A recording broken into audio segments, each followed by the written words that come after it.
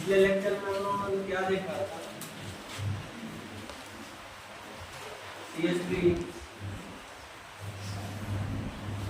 CH2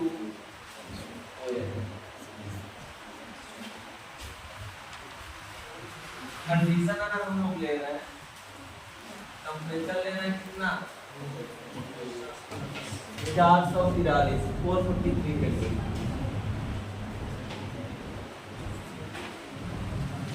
तो क्या formation हो रहा था? डिहाइड्रेशन हो रहा था।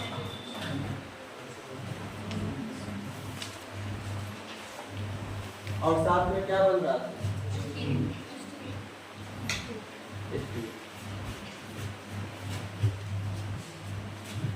अगर हम कंडीशन लिए थे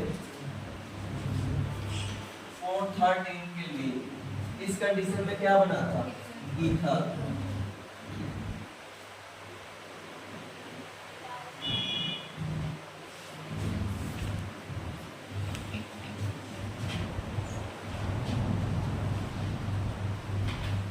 साथ में अब बात यह है कि ईथर का फॉर्मेशन क्या इससे सूटेबल है? तो हमेशा इससे सूटेबल हम लोग ईथर का फॉर्मेशन नहीं कर पाएंगे। बस ईथर का फॉर्मेशन इसमें कुछ टर्म्स के अकॉर्डिंग हम लोग कर लेंगे, जिसमें हम लोग क्या ले रहे हैं, अगर टेम्परेचर ये ले रहे हैं तो एल्कीन का फॉर्मेशन, और टेम्परेचर ले रहे हैं 413 केल्विन, तो क्या हो रहा है? ईथर का फॉर्मेशन। अगर मान जाओ कि हम इसके स्थान पे H3C CH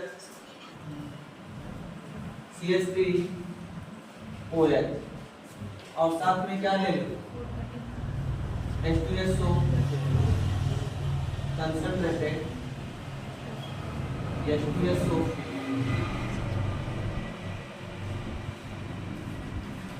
तो तुम्हारा ये मानना होगा कि यहाँ ईथर का फॉर्मेशन होगा, तो ईथर नहीं बनेगा। यहाँ जनरली क्या बनेगा? एल्कीन।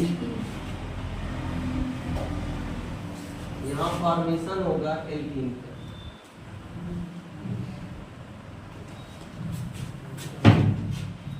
तो अगर अदर ईथर का हमें फॉर्मेशन करना है तो इस रिएक्शन के थ्रू हम लोग नहीं बना पाएंगे।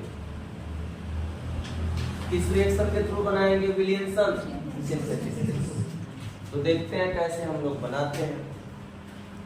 तो आगे हम लोग देखेंगे, नेक्स्ट हेडिंग डालो विलियमसन सिंथेसिस। अब ध्यान देना यहाँ पे विलियमसन सिंथेसिस एक ऐसा मेथड है जिसके थ्रू हम सिमेट्रिकल भी बना सकते हैं और अनसिमेट्रिकल भी बना सकते हैं। इसके पहले जो हम लोग ने बनाया था वो क्या था? सिमेट्रिकल था।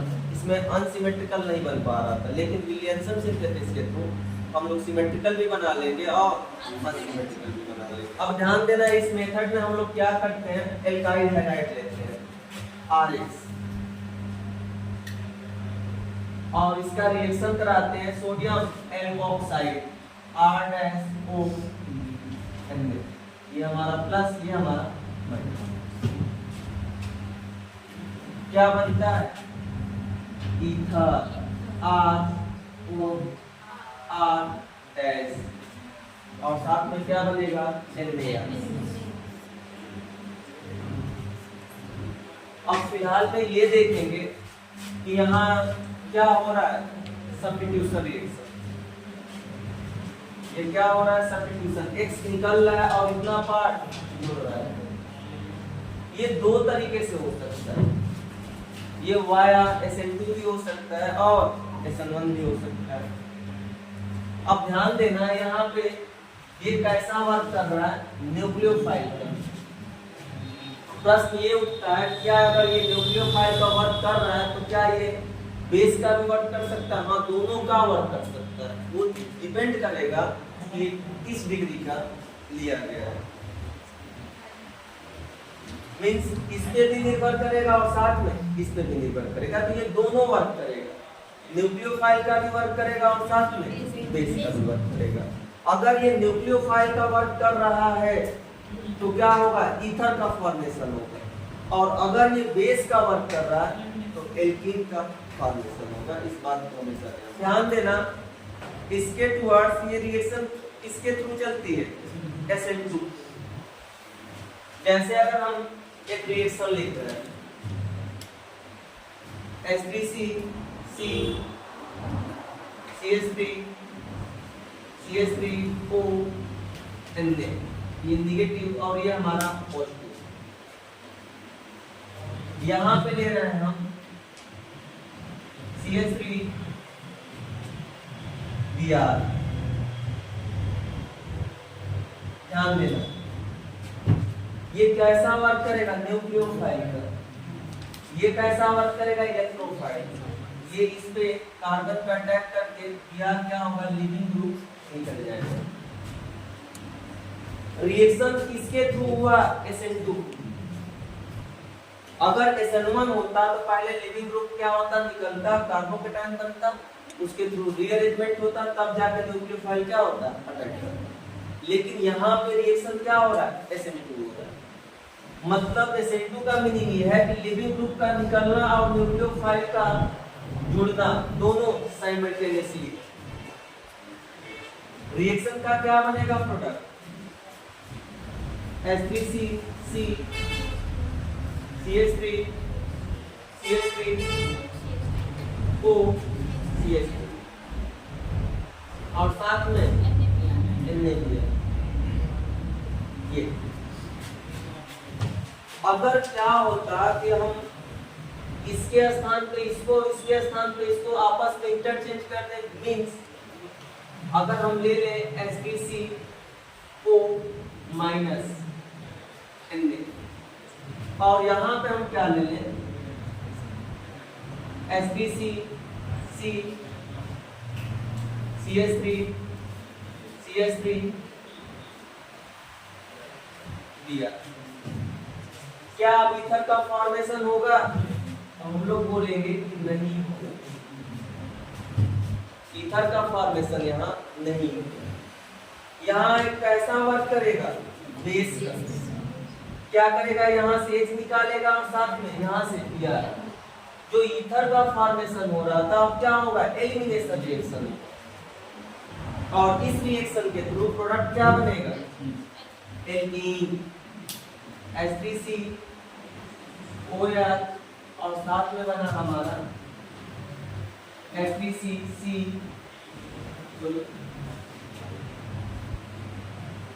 CH3 Cl। ये हमारा क्या बना, मेनली प्रोडक्ट। यहाँ ईथर का फॉर्मेशन नहीं हुआ, क्यों, क्योंकि एल्काइल हैलाइड कितना था, 3 डिग्री, और यहाँ एल्काइल हैलाइड कितना था, 1 डिग्री। तो ये डिपेंड करता है कि किस डिग्री का हम लोग एल्काइल हैलाइड ले रहे हैं। अगर एल्काइल हैलाइड हम 1 डिग्री ले रहे हैं तो वहाँ पे ईथर का फॉर्मेशन, अगर 2 डिग्री 3 डिग्री ले रहे हैं तो हमेशा एल्कीन का फॉर्मेशन होगा। आगे बोल रहा है कि better result are obtained with the alkyl halide is primary. मतलब अगर हम लोग ईथर का फॉर्मेशन करना है तो हम लोग जो एल्काइल हैलाइड लेंगे इसको क्या चूज करेंगे, प्राइमरी। सेकेंडरी लेंगे, अगर टर्शियरी ले लेंगे तो इस केस में ईथर का फॉर्मेशन ना हो क्या बनेगा, एल्कीन बनेगा। अगर हम लोग क्या ले रहे हैं, 1 डिग्री के अलावा हम क्या ले रहे हैं, 3 डिग्री या 2 डिग्री ले रहे हैं, तो यहाँ जो हमारा सब्स्टिट्यूशन हो रहा था, अब सब्स्टिट्यूशन ना होके क्या होगा, एलिमिनेशन। हाईलाइट कर लिए। आगे ना अगर हम लोग क्या कर रहे हैं, टर्शियरी एल्काइल हैलाइड ले रहे हैं तो क्या हो रहा है, यहाँ पे एल्कीन का फॉर्मेशन हो रहा है, ईथर का फॉर्मेशन नहीं हो रहा है। सेकेंडरी में तो कुछ परसेंट हो भी जाता है, लेकिन टर्शियरी में एग्जैक्ट एल्कीन का फॉर्मेशन होता है, ईथर थोड़ा सा भी नहीं बनता। एल्कोक्साइड के बारे में, एल्कोक्साइड यहाँ पे कैसा वर्क किया है, यहाँ पे न्यूक्लियोफाइल का वर्क कर रहा है, और यहाँ पे कैसा वर्क है, बेस। मतलब एल्कोक्साइड दोनों का वर्क कर सकता है, वो डिपेंड करेगा किस पे, एल्काइल हैलाइड पे। अगर एल्काइल हैलाइड प्राइमरी है तो न्यूक्लियोफाइल, और अगर सेकेंडरी और टर्शियरी है तो कैसा काम करेगा, बेस। और जब जब ये बेस का काम करेगा रिएक्शन कौन सा होगा, एलिमिनेशन। फॉर्मेशन क्या होगा, एल्कीन। और जब भी ये न्यूक्लियोफाइल का वर्क करेगा क्या होगा, फॉर्मेशन, ईथर। अंडरलाइन ले रहे हैं, C2H5O Na। साथ में ले रहे हैं H3C C CH3 CH3 Cl। Reaction product लिख रहा है H3C C CH3 CH3 O C2N5 और साथ में यहाँ पे NaCl। बोल रहा है कि ये क्या रिएक्शन प्रोसीजर में आएगी, ये प्रोडक्ट का फॉर्मेशन होगा या नहीं होगा? नहीं होगा, इस प्रोडक्ट का फॉर्मेशन नहीं होगा, ये रिएक्शन नहीं है। अगर हमें ये बनाना है तो क्या करेंगे कि ये बनेगा? तो ध्यान देना, हम क्या करेंगे? उल्टा। उल्टा मीन्स ये कि जो एल्काइल हैलाइड है उसको क्या बनाएंगे? एल्कोक्साइड, और जो एल्कोक्साइड है उसको एल्काइल हैलाइड। तो अगर हम रिएक्शन उल्टा किए H3C C CH3 CH3 O Na, साथ में हम ले रहे हैं एल्काइल हैलाइड C2H5 Cl। अब रिएक्शन क्या होगी? प्रोसीड करेगी, क्या बनेगा? सेम ये प्रोडक्ट का फॉर्मेशन हमारा हो जाएगा।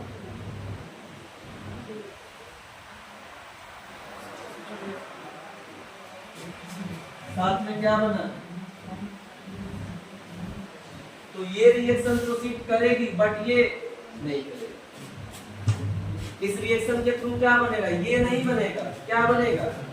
अगर हमें बनाना है तो ये हमारा प्रोडक्ट बनेगा, लेकिन ईथर का फॉर्मेशन नहीं होगा फिलहाल।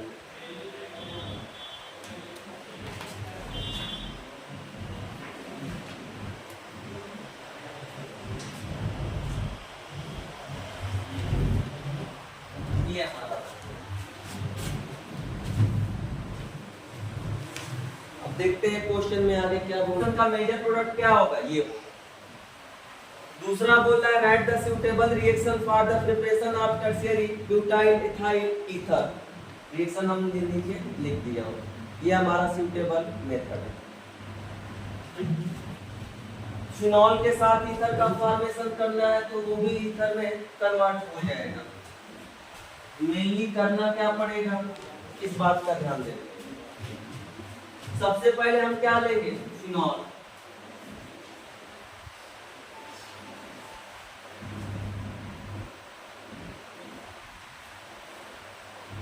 अगर इसका रिएक्शन करा रहे हो किससे? एल्काइल हैलाइड से, और सोच रहे हो कि प्रोडक्ट हमें मिल जाए, तो मिलने वाला नहीं है। क्यों नहीं मिलने वाला है? क्योंकि ये उतना बेहतर न्यूक्लियोफाइल नहीं है। लेकिन अगर हम लोग क्या करें कि इसका सबसे पहले किससे रिएक्शन करा दें? NaOH से। ये कैसा काम करेगा जी NaOH? बेस का। बताओ क्या बनेगा?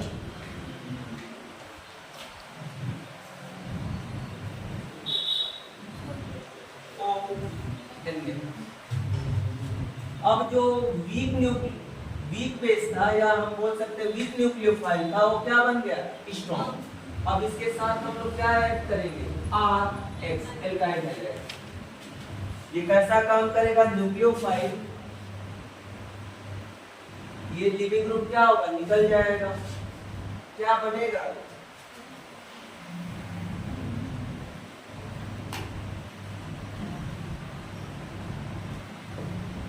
OR और साथ में NaX। एक रिएक्शन हम तुम्हें दे रहे हैं और एक प्रोडक्ट तुमसे पूछ रहे हैं कि क्या बनेगा? H3CO Na लिया, और यहां पे ले रहे हैं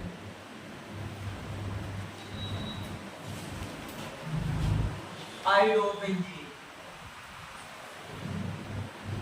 क्या लिया जा रहा है? आयोडोबेंजीन। बताओ इसका प्रोडक्ट क्या बनेगा?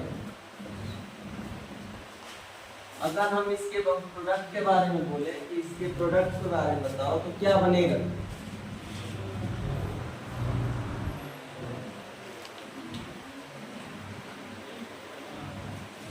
ईथर बनेगा कि नहीं?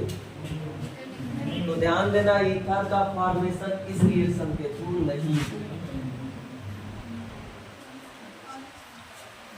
ईथर नहीं फॉर्मेशन हो पाएगा। अगर ईथर को फॉर्मेशन हमें करना है तो हमें क्या लेना पड़ेगा?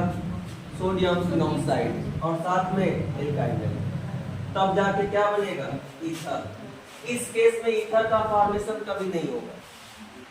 आज ऐसा क्यों? क्योंकि इसकी इलेक्ट्रोफिलिसिटी कम है। इस कार्बन की इलेक्ट्रोफिलिसिटी क्या है? कम है, और साथ में इसका लीविंग एबिलिटी भी यहाँ पे कम है। ये न्यूक्लियोफाइल तो अच्छा है, लेकिन इलेक्ट्रोफाइल बेटर न होने की वजह से यहाँ पे ईथर का फॉर्मेशन नहीं है। ध्यान देना, यहाँ पे इस बात को ध्यान देना और याद भी कर लेना। जैसे हम लोग क्लोरोबेंजीन में देखे थे, डाइक्लोरोबेंजीन में, तो वहां पे मेल्टिंग पॉइंट हमने याद करवाया था। मेल्टिंग पॉइंट तो था। यहाँ पे हम बात करेंगे किसका? Boiling point. हम तीन चीजों का कंपैरिजन करेंगे। पहला हमने ले लिया पेंटेन,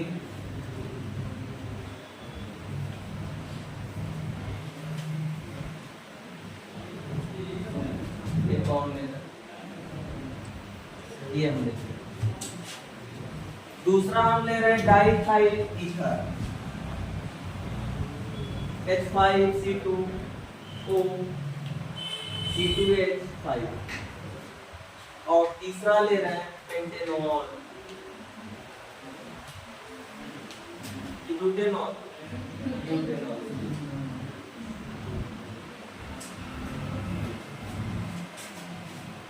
इन दोनों का मॉलिक्यूलर मास क्या है? सेम। इसका थोड़ा सा हमें लग रहा है कम होगा, हल्का, स्लाइटली। कितना होगा?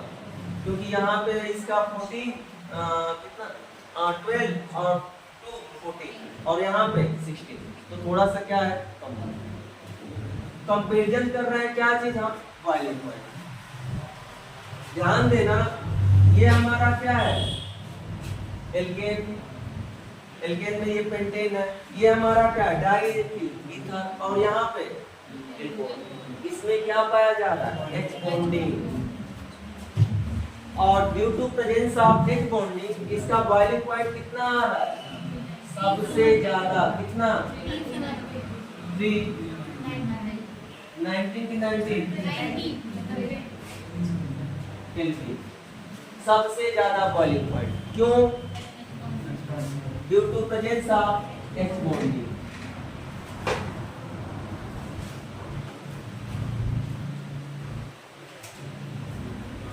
H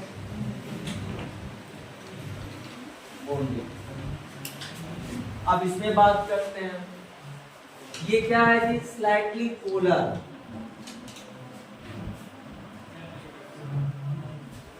slightly polar. और ये हमारा क्या है? Non polar. लेकिन बॉइलिंग पॉइंट इसका ज्यादा हो जाता है किसके कंपैरिजन में? डाइथाइल ईथर के कंपैरिजन। इसका बॉइलिंग पॉइंट अबाउट कितना होता है? 3.3091 केल्विन, जबकि इसका 30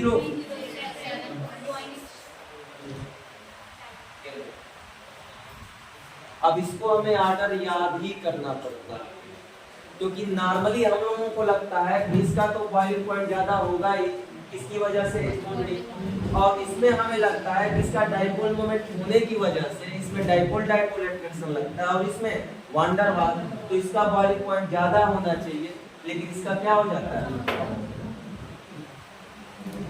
लगभग दोनों का मॉलिक्यूलर मास क्या है? कंपैरेटिवली सेम है। थोड़ा सा इसका स्लाइटली ज्यादा है। किससे? इससे। तो ये स्लाइटली पोलर होने की वजह से, रीजन तो यही बता रहा है कि स्लाइटली पोलर होने की वजह से इसका बॉइलिंग पॉइंट क्या आ रहा है? कम आ रहा है। कम आ रहा है ना, ज्यादा कहाँ आ रहा है, 307 और ये हमारा 30 नहीं, तो बड़ा तो यही है। आगे पढ़ते हैं। हाँ नहीं, मास भी तो इसी का ज्यादा है,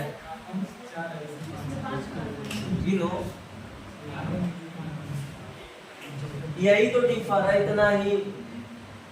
इसके डिफर होने से कितना ऐड हो रहा है, 14, और ये हमारा 16 ऐड कर रहा है।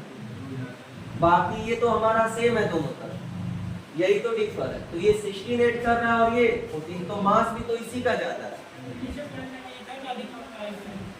होता है। लेकिन यहाँ पे हम लोग जानते हैं कि अगर इस विशेष तरीके से अगर हम पेंटेन, डाइथाइल ईथर और साथ में ब्यूटेनॉल की बात करते हैं, तो हमारा यही पैटर्न देखने को मिलता है।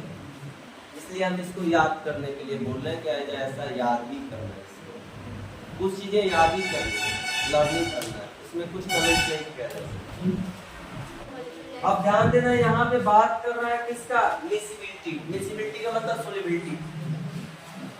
तो यहाँ मिसिबिलिटी की अगर बात कर रहा है तो ये ज्यादा मिसिएबल होता है किसमें, वाटर में। क्यों, हाइड्रोजन बॉन्डिंग और अच्छी एक्सटेंट में। यहाँ थोड़ा सा ये कम मिसिएबल होता है। यहाँ पर भी H बॉन्डिंग होता है किसमें, H2O और ईथर में, क्योंकि इसका ऑक्सीजन और H2O का H आपस में क्या करता है, H बॉन्डिंग। लेकिन ये नॉट मिसिएबल, ये मिक्स नहीं होता इसके साथ, H2O के साथ। आगे next, chemical reaction, cleavage of CO coordinator. अब ध्यान देना, अब हम लोग देखेंगे, यहाँ तक तो हम लोगों ने ईथर का फॉर्मेशन देखा। तो ईथर के फॉर्मेशन में हमने देखा कि किसको बना सकते हैं और किसको नहीं बना सकते। तो अभी तक तो फिलहाल में हमने ईथर का फॉर्मेशन देखे। अब हम कुछ टेस्ट करेंगे तुम्हें कितना आया है। H3C, Cl, CH3O, Na हमने ये किया। रिएक्शन करा रहा हूं, H3C, CH2, Cl। बताओ इसका प्रोडक्ट क्या बनेगा। ए के बारे में डिसाइड करना है कि क्या होगा। एक और हम ले रहे हैं, H3C, CH2O, Na, और यहाँ पे ले रहे हैं H3C, CH2, CH ले रहे हैं, Cl, Cr, Cl। फिलहाल में हमें मेजर प्रोडक्ट लिखना है, यहाँ पे भी ए और डी के बारे में डिसाइड करो कि क्या बनेगा। यहाँ पे ध्यान देना, हमने ये बताया था कि एलिमिनेशन होगा कि सब्स्टिट्यूशन, वो कौन डिसाइड करता है, एल्काइल हैलाइड। यहाँ पे कितना डिग्री है, 1 डिग्री।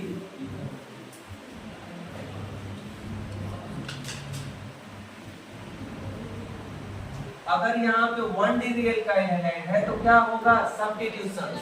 और अगर सब्स्टिट्यूशन होगा तो क्या फॉर्मेशन होगा, ईथर।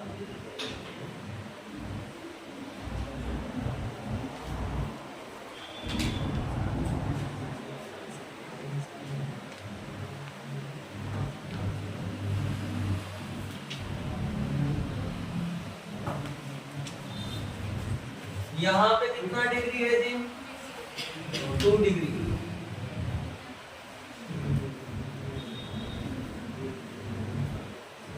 अगर ये 2 डिग्री है तो यहाँ पे सब्स्टिट्यूशन नहीं होगा, एलिमिनेशन। क्या होगा, एलिमिनेशन। इसका मतलब यहाँ एलिमिनेशन होगा, तो यहाँ से H निकालेगा और यहाँ से Br। क्या फॉर्मेशन होगा, एल्कीन का, जो हमारा बनेगा प्रोटीन। और साथ में H3C, CH2O,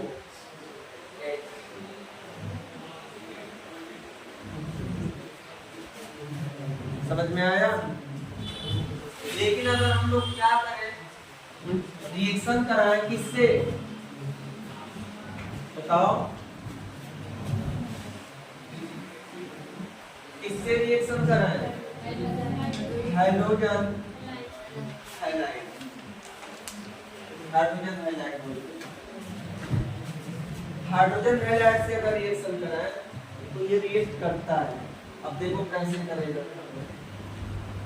R O R dash और साथ में हमने रिएक्शन लिया, किससे करा रहा हूं? HX। दो चीज देगा, यहाँ पे एक बार एक्सेस अमाउंट में देगा और एक बार मान जाओ कि लिमिटिंग अमाउंट में देगा। होगा क्या समझिए। रिएक्शन लिखने से पहले हम लोग करेंगे क्या करेंगे समझना।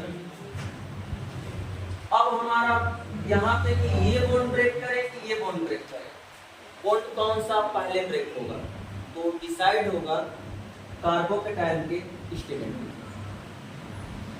जैसे हम एक रिएक्शन दे रहे हैं H3C C CH3 H O CH2 CH3 ये हमने दिया और इसका रिएक्शन कराया HI से।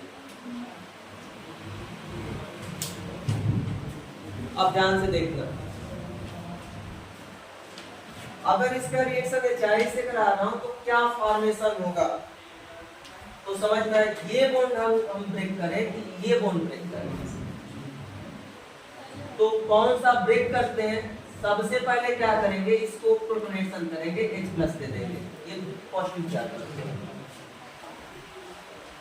जो नहीं निकलने वाला था वो बेहतर लिविंग ग्रुप का क्या कर रहा है? वर्क कर रहा है। बताओ अगर ये बॉन्ड ब्रेक करना है तो यहाँ का पॉजिटिव चार्ज क्या हो रहा है? समाप्त और प्लस किस पे आ रहा है? इस पे। और यदि हम उल्टा वर्क किए कि हमने ये बॉन्ड ब्रेक किया तो इस पे पॉजिटिव चार्ज आएगा। बताओ स्टेबल कौन है? ये वाला। तो इसका मतलब हम लोग कौन सा बॉन्ड ब्रेक करेंगे जहां पे पॉजिटिव चार्ज क्या हो? स्टेबल। तो हम लोग अगर ब्रेक करेंगे तो यहाँ ये वाला क्या होगा? ब्रेक करेंगे। तो फिलहाल में हम इसका प्रोडक्ट लिखेंगे कैसे, अब ये समझिए। तो हमने क्या किया कि ये वाला बॉन्ड ब्रेक कर दिया। कैसे डिसाइड किया? यहाँ पे भी बना लो प्लस और प्लस यहाँ पर भी बना लो। यहाँ पे हमने प्लस बना लिया, प्लस यहाँ पर बना लिया। ये हमारा 1 डिग्री और ये हमारा 2 डिग्री। स्टेबल कौन है? 2 डिग्री। इसका मतलब ये बॉन्ड क्या होगा? ब्रेक होगा। अगर ये बॉन्ड ब्रेक होगा तो क्या होगा? इसके साथ H जाएगा और इसके साथ I। तो हम लोग प्रोडक्ट अगर लिखेंगे तो क्या लिखेंगे? H3C CH CH3 I और साथ में H3C CH2 और यहाँ पे OH। ये हमारा क्या बन जाएगा? प्रोडक्ट का। SN2 नहीं हो रही भाई, यहाँ पे क्या हो रहा है? यहाँ पे SN1 होगा। पहले प्रोटोनेशन हुआ, पुनः क्या होगा? लिविंग ग्रुप निकलेगा और तब जाके क्या होगा? जुड़ेगा I। यहाँ पे SN1 के थ्रू ये प्रोसीड करेगी। अभी आगे हम पढ़ेंगे इसमें। एक और तुम लोगों को हम दे रहे हैं, इसमें बताना क्या होगा।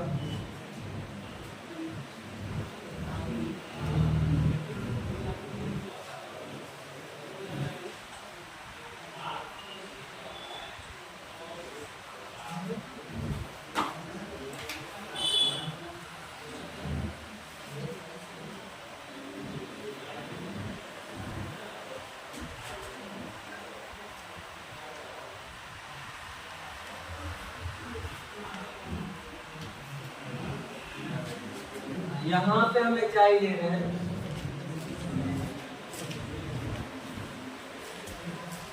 बताओ क्या बनेगा? इसका प्रोडक्ट बताओ। क्या करेंगे जी? प्लस चार्ज दोनों, इस कार्बन के पास भी बना दो, इसको भी पॉजिटिव बना दो। बताओ ये कितना है? 2 डिग्री और ये हमारा 3 डिग्री। इसका मतलब ये कि इसके साथ पॉजिटिव चार्ज ज्यादा स्टेबल है तो I हमेशा इसी के साथ जुड़ेगा। तो प्रोडक्ट लिखेंगे तो कैसे लिखेंगे? H3C CH3 और यहाँ पे I, साथ में क्या बना H3C CH CH3 और वो H। आगे समझना, अगर मान जाओ कि एक से अमाउंट में दिया है कौन HI, तो रिएक्शन यहाँ रुकेगी नहीं, फर्दर क्या होगा, एल्कोहल को ये I में कन्वर्ट करेगा, मतलब यहाँ से पुनः H ये ट्रांसफर करेगा, प्रोटोनेट करेगा, पुनः ये हटेगा और क्या होगा, तो इसका फाइनल प्रोडक्ट हमारा होगा H3C CH CH3 I। लेकिन अगर ये एक से अमाउंट में देगा तब, और नहीं तो वही रिएक्शन लिख के क्या करोगे, छोड़ दो। नहीं समझे, अगर HI हमारा एक्सेस अमाउंट में दे रहा है तो रिएक्शन में प्रोडक्ट में जो हमारा ये 2 डिग्री अल्कोहल बन रहा है ये बनेगा नहीं, ये किस में कन्वर्ट हो जाएगा, alkyl halide, 2 degree alkyl halide में कन्वर्ट हो जाएगा। अगर ये एक्सेस अमाउंट में दे रहा है तब, और नहीं दे रहा है तो वहीं पे क्या करो, छोड़ो। एक रिएक्शन और हम लिख रहे हैं, अब देखते हैं कि कितना तुम समझे हो।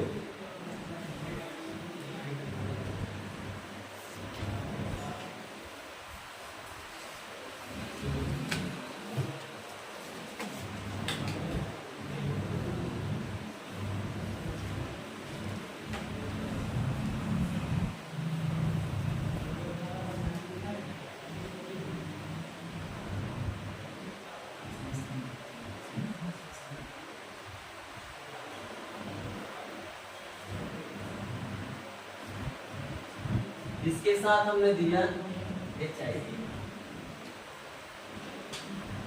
इसका प्रोडक्ट एक और हम और देंगे,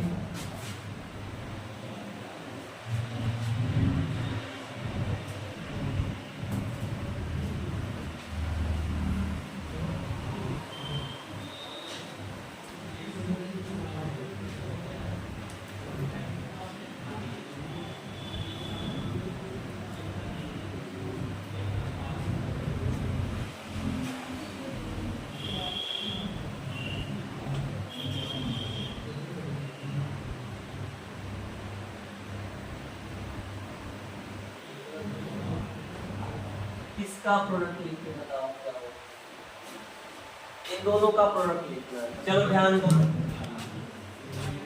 तुम लोग कैमरा की तरफ ध्यान मत दिया करो, इसमें क्या हो रहा है क्या नहीं हो रहा है, इसमें जो हो रहा है होने उसको ध्यान दोगे, और हम देंगे तो हम ना पढ़ा पाएंगे, तुम पढ़ पाओगे।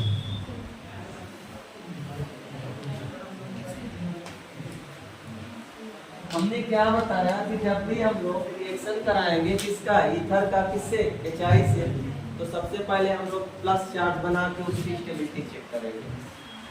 मैंने तो यही बताया, तो ध्यान देना। अब इस ऑक्सीजन से एक कार्बन ये जुड़ा है और एक कार्बन, इन दोनों को प्लस चार्ज बना के हम चेक कर रहे हैं कि कौन स्टेबल है। बताओ इनमें स्टेबल कौन, ये वाला कि ये वाला, ये वाला हाईली अनस्टेबल है, ये कभी बनाता ही नहीं। कभी ऐसा तुम देखे हो बना हुआ, कोई भी रिएक्शन दी गई हो और ऐसा ये बना दे, ऐसा चार्ज अनस्टेबल होता है हाईली, ये रेजोनेंस में नहीं है। ये किसमें है, sp2 हाइब्रिड ऑर्बिटल्स में, ये रेजोनेंस में नहीं है, इस बात का ध्यान देना। तो यहाँ पॉजिटिव तो सोच ही नहीं सकते, पॉजिटिव कहाँ सोचोगे, यहाँ पे। इसका मतलब ये कि हम लोग कौन सा बॉन्ड ब्रेक करेंगे, ये वाला, और इसको क्या बनाएंगे, फिनॉल। ये रिएक्शन आ चुकी है और फिर भी तुम गलती कर रहे हो, और इसके साथ क्या जोड़ेंगे, आई।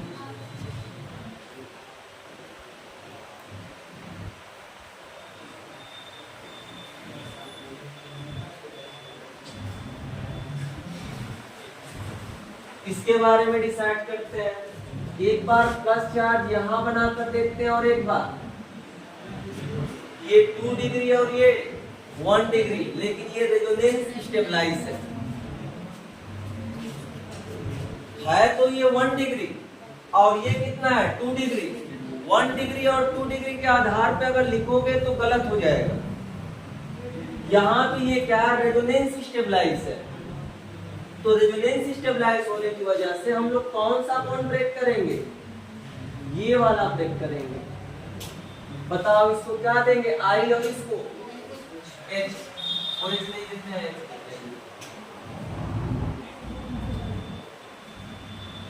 क्या बना दी CH2I और यहाँ पे H2 Cl CH3। समझ में आया? कितने लोग का दोनों सही था, बाकी सब दोनों ही गलत किए। एक और दे दे रहा हूँ, चलो लिख लो। अब गलती मत करना, नहीं तो हमारी आत्मा बहुत दुखी होगी।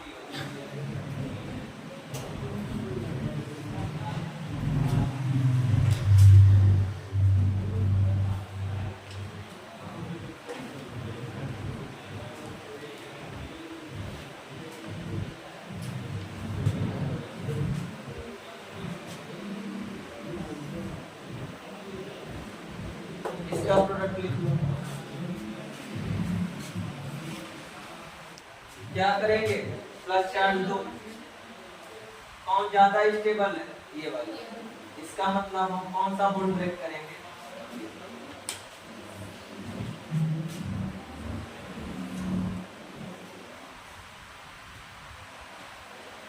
ये हमारा आई और यहां से